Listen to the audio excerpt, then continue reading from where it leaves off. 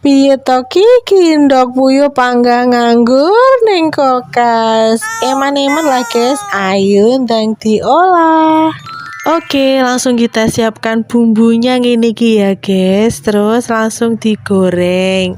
Terus lanjut dihalus nih, bar ngono terus dimasak, terus ditambahi gula abang ya guys. Nah, terus lek wis tuwek tak cemplungne tempe, ndok puyuh karo tahu kemang. Terus tak tambahi lombok ijo ya guys. Terus tak tambahi kecap, terus tak tambahi uyah, gula putih sithik, terus dicek rasa. Taram, wis dadi guys sambal goreng campur-campur ndok puyuh dan lain-lain ngono kuwi mang lho.